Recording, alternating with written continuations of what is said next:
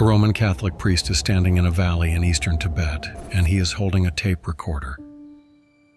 He has come a very long way to ask one question, and he wants the answer on tape, because he already suspects that when he goes home and repeats it, no one will believe him. He presses record. Across from him, an old monk begins to speak, quietly, without drama, describing what he watched happen to his own teacher's body in the week after the man stopped breathing. The robe that grew lighter every day, the body underneath it growing smaller, the smell of something like perfume in a room where there should have been the smell of death, and at the end of 7 days, when they lifted the cloth, almost nothing of him remained.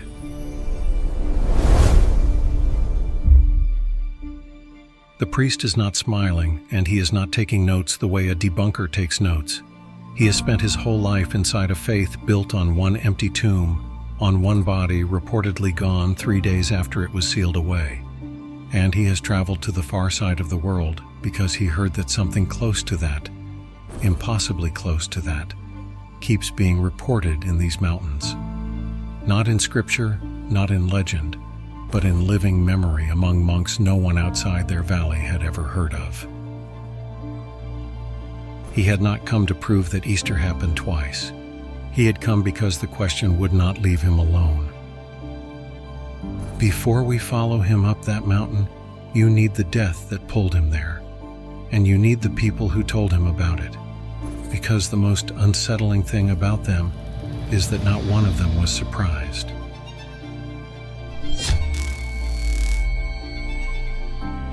In Dzogchen, what those witnesses described has a name: the rainbow body.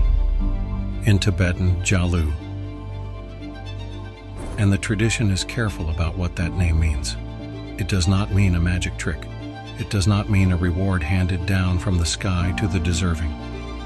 It is the final sign, the tradition says, of a practitioner who has stopped mistaking the body for the whole of what they are, the end point of the entire path, showing itself in the one place no one expects, in the corpse. Our last episode asked how a tradition could ever believe such a thing is possible. We followed the logic of the great perfection down to its strange conclusion, and we stopped, deliberately, at the edge of the evidence. This is not the episode where we prove it. This is the episode where someone tried. Because there is a harder question than whether the idea holds together. What happens when people say they actually saw it?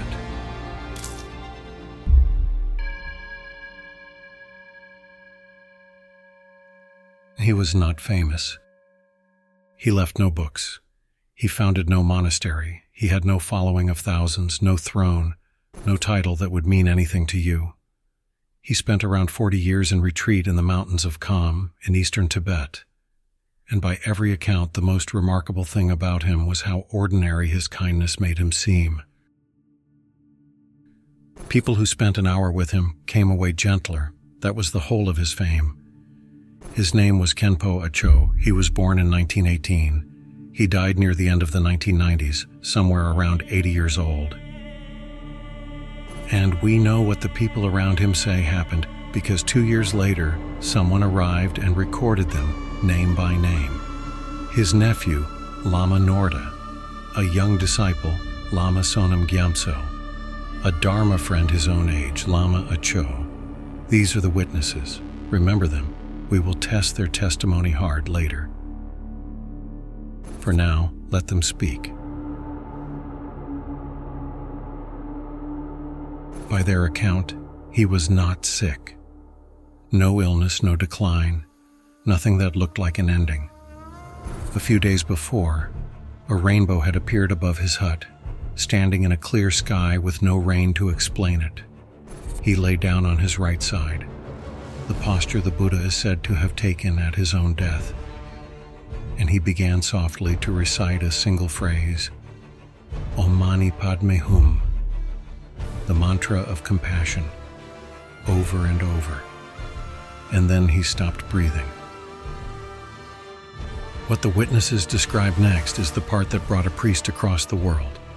They say the flesh of his face changed, that it went pale, then took on a faint glow, a luminosity that should not belong to a dead body. His friend Lama A-chö suggested they wrap him in the yellow robe of his order and leave him undisturbed. So they sealed the room and they sat with him.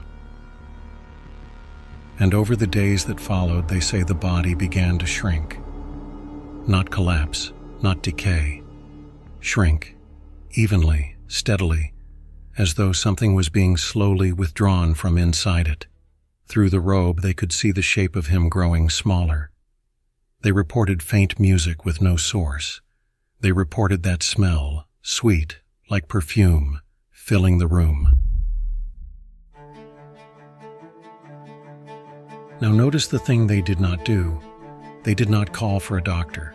They did not send for a camera.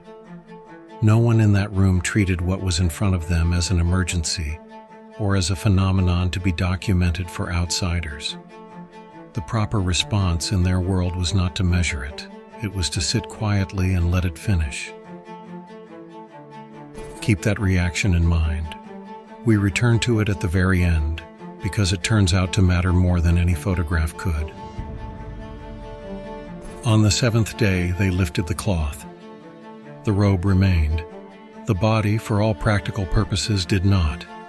One witness later described it the way you might describe a bird leaving a rock. There, and then simply gone, with no sense of where. That is the scene our last episode promised and refused to show. Now you have it, dated, named, specific. And now you have the only honest next question. Did that happen? 2 years later, a stranger walked into that valley to ask exactly that, slowly, on tape, name by name. He was a Catholic priest.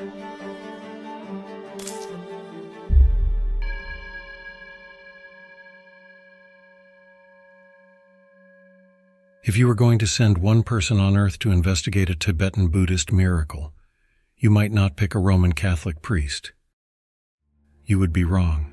He was the best possible choice, and the unlikeliest. His name is Francis Tiso, a Catholic priest and a serious scholar, trained in Tibetan Buddhist studies, with the languages to read the sources himself. And years before any of this, he had already given a large part of his life to a single Tibetan figure. He wrote his doctoral work on Milarepa. We have told Milarepa's story on this channel, the murderer who became Tibet's great yogi. And here is the detail that matters now. Milarepa lived in the 11th century, and his oldest biographies say that when he died, his body too disappeared. So Tiso did not arrive as a tourist stumbling onto a strange rumor. He arrived already holding the 1,000-year-old version of this exact claim. He knew the shape of the story before he ever heard Khenpo A-chö's name. The thread that led him there started, of all places, with another monk, a Benedictine named David Steindl-Rast. Steindl-Rast had spent years turning over the resurrection of Jesus, the central claim of his own faith, a body transformed and gone from a sealed tomb. And he had begun to wonder something that makes some Christians deeply uncomfortable. He wondered whether anything like it had ever happened to anyone else. He took that question to a research circle interested in the far edges of human capacity, the experiences that do not fit our maps of what a body can do. They backed it, and through a chain of contacts reaching into the Tibetan exile community, a single name came back. A monk in Kham, recently dead. Witnesses still living. Tiso, already on his way to Tibet, agreed to take the detour and find them. And this is where the work became more than rumor, because of how he did it. He found the village, he located the witnesses. He sat down with a tape recorder and a fixed set of questions, and interviewed them the way an anthropologist does, slowly, repeatedly, cross-checking one account against another. He gathered the written biography of Khenpo A-chö. He stayed. He studied the practice the man had spent 40 years doing, so he would understand what the death was supposed to be the end of. This was not a believer collecting miracles. This was a trained mind trying to build a case. And you can feel, reading him, that he is not asking only as a scholar. He is asking as a man who still kneels before an altar and wonders what a body actually is. He would later publish all of it under a title that says the whole episode in 4 words: Rainbow Body and Resurrection. And the harder he worked, the clearer the problem became. Everything he gathered was testimony, sincere, consistent, detailed testimony. And testimony is exactly the thing that can never close a question like this. Memories of people who had loved this man, recorded 2 years after the fact, inside a tradition that already expected the outcome. Consider the trap he was in. The thing he was investigating, if it was real, was a body vanishing, which means the central piece of evidence destroys itself. There is no corpse to examine, nothing to weigh, nothing to test, nothing to exhume. The better the miracle, the less of it remains to study. And if it were one monk in one valley, recorded by 3 grieving men, we could thank him for his trouble and file it away. It is not one monk. The accounts run back more than a century, and they reach past Buddhism itself, into a religion older than Buddhism in Tibet.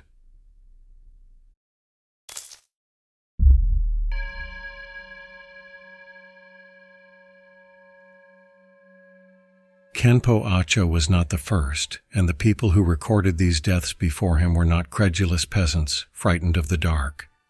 Some wrote with the care of a naturalist describing a rare bird, dates, names, conditions, what was seen and what was not. And once you line the accounts up, the tradition turns out to be making a more precise claim than the internet gives it credit for. There are, it says, 2 different things happening here, and they are not the same size. The first is what those witnesses described in Khenpo A-chö's hut. The body shrinks, dissolves over days, and leaves a small remainder behind, hair and nails. The parts the tradition considers least bound up with awareness, left behind on the bed. The second is rarer. The tradition calls it the Great Transference, in Tibetan, Jalu Phoba Chenpo. Here nothing is left at all. No remainder, no shrinking corpse, no death of the ordinary kind. The body is said to resolve completely into light. The tradition reserves that level for a very few names.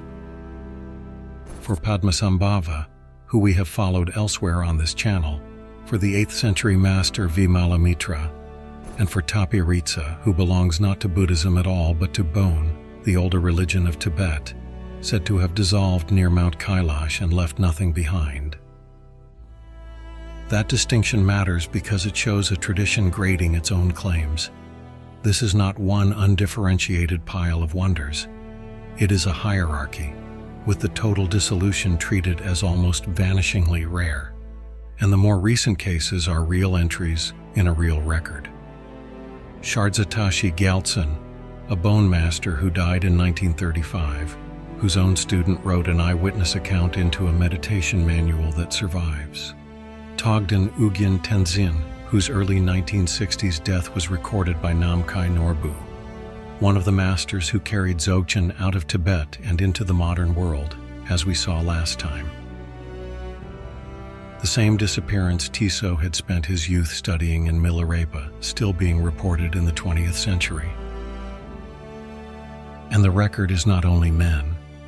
The great yogini Ayukandro spent decades in dark retreat in the lineage of the practice called Chod. When her own teacher, Togden Rangrig, died, she was present, and she described his body over the 7 days that followed, shrinking until it was the size of a small child. If that detail sounds familiar by now, that is the point. It echoes Yeshe Tsogyal, remembered in the tradition as Tibet's first female Buddha, whose death we named last time as the same sign, a body dissolving into light. This claim does not belong only to famous men in golden robes. It runs through the women of the tradition too, often the ones who practiced hardest and were recorded least.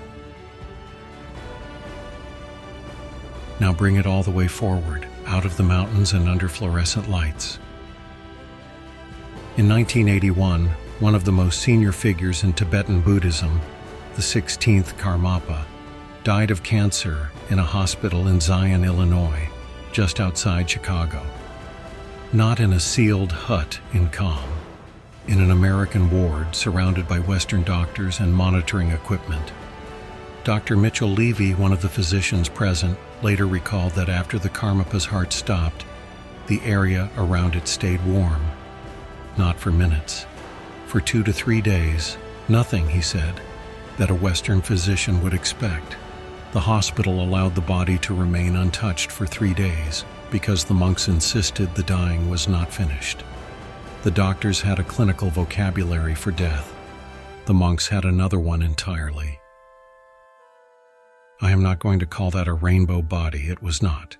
It was an ancient framework about death entering a modern hospital and refusing to fit the room. So here is where we stand. More than a century of dated cases.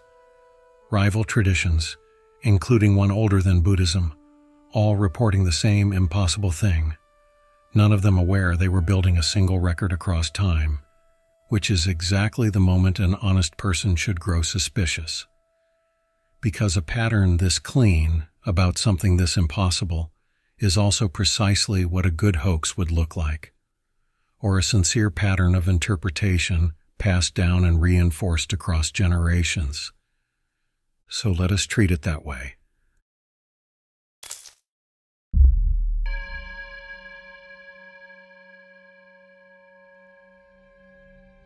Let us now do to these accounts what they deserve, and what most channels telling this story never will. Let us attack them. Start with the testimony itself, because it is weaker than it first sounds. Every account of Khenpo A-chö was collected 2 years after he died, from 3 men who had loved and followed him, inside a tradition that taught them in advance exactly what a realized master's death should look like. That is not a neutral panel of observers. That is memory, shaped by grief and by expectation. People who wait for a sacred sign may honestly interpret what they see through the expectation they already carry. There was no controlled observation, no instrument in the room, no outside witness, and, hardest of all, no body. The one piece of physical evidence that could settle anything is, by the very terms of the claim, the thing that is gone. You cannot examine an absence. Then there is the noise around the signal, and we should name it, because it is the reason serious people roll their eyes at this whole subject. Go looking online, and you will find the rainbow body buried under invented numbers, thousands of cases, tens of thousands of witnesses, figures no one can source. You will find exact measurements of shrinking corpses, down to the inch, traced to nothing but a devotional blog. Claims mixed in that belong more to internet mythology than to Buddhist history. None of that is the record we have been describing. The serious cases are a small, dated, named handful, written down by people who mostly wanted no publicity at all. Letting the internet bury them under exaggeration does the phenomenon a quiet violence. It makes the careful accounts look as foolish as the ridiculous ones.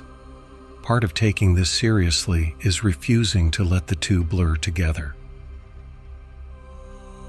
And there is a darker reason the evidence is so thin, which cuts in a direction you might not expect.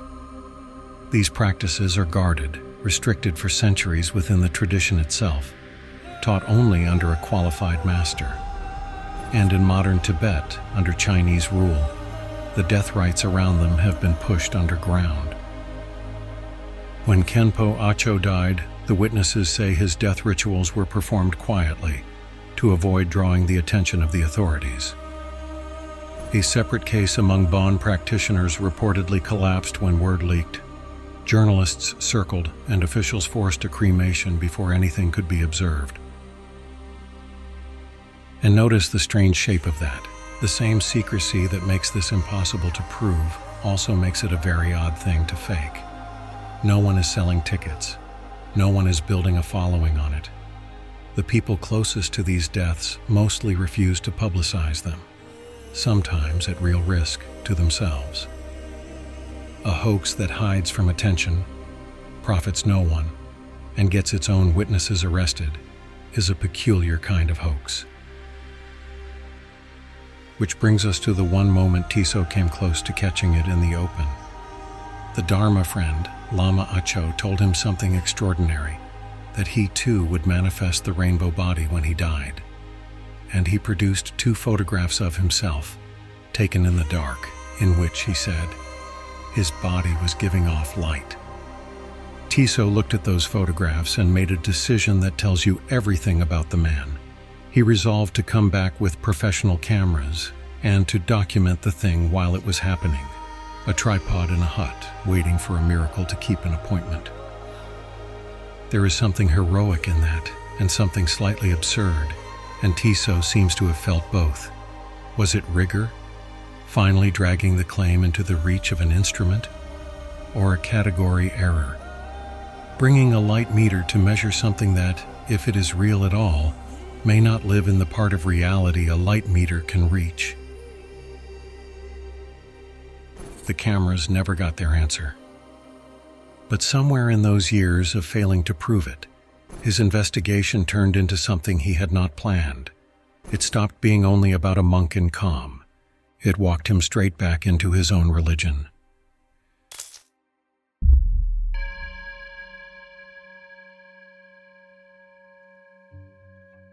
Here's the part almost everyone gets backwards. The priest did not come home and announce that a Tibetan monk had done what Jesus did. He never claimed that. What he came to suspect was stranger and far more interesting, that the 2 stories might share a root. So let me put the real question as plainly as he had to. Did Francis Tiso find a Buddhist version of Easter, or did he find 2 distant traditions, separated by a continent and 1,000 years, circling the very same mystery, the idea that a perfected human body does not rot but turns to light? His answer is a genuine, contested, and rather daring piece of history. He came to argue that the rainbow body and the Christian resurrection may not be a coincidence, that they may be connected by a thread running along the old trade roads of Central Asia. Because centuries before Dzogchen took its mature form, a branch of Christianity had already traveled deep into Asia along the Silk Road. The Church of the East, Syriac Christians, carrying a mysticism of light and a story of a body transformed and risen. We have touched the edges of this world before when we asked whether Jesus studied in India and whether he could be read as a bodhisattva. This is the same crossroads, cut deeper. In Tang Dynasty China, Christian texts were being translated into the vocabulary of the Dharma, Jesus rendered in the language of Buddhism. Tiso's claim is that ideas crossed at that crossroads, that the image of a body resolved into light may have seeped over generations from one tradition into the soil of another. Hold the weight of that carefully. Possible influence, a current that might have flowed, never a proven source, a serious hypothesis that serious people argue about. And he is just as careful about the difference between the 2, which is real and which matters. The Christian saints, on the whole, do not vanish. The classic Christian sign of holiness in the body runs the opposite way. Incorruption, the body that refuses to decay, that stays whole long after it should be gone. The Tibetan claim is dissolution, the body that disappears. Those are not the same miracle. And yet Christianity has its own language of a transformed body. Paul wrote to the Corinthians of a spiritual body, a soma pneumatikon, raised in a form that is no longer ordinary flesh. The Transfiguration describes a living body shining with light on a mountain. These are not the rainbow body. But they show that Christianity, too, has imagined holiness as something that happens not only to the soul, but to the body itself. And we should be straight about Tiso himself, because he was. He was not a neutral instrument. He once described in his own life a vision of Christ appearing to him as a body of violet light. The man asking whether light bodies are real had reason to want the answer to be yes. He knew that about himself and said so, which is the mark of a witness you can trust more, not less. So here is the reframe at full strength. A death in a Tibetan valley in the late 1990s and the first Easter morning outside Jerusalem might be two branches of one very old human argument, not about the soul leaving the body. Every tradition has that, about something harder, whether the body itself can be saved, or, in the Buddhist telling, whether the body was never as solid as we took it to be, whether matter in the end is something we escape or something that turns all the way to light. That is not proof of anything. It is a possibility large enough to change how you read both stories. So, did it happen? After 20 years on the question, the priest gives an answer that is harder to dismiss than a yes, and braver than a no.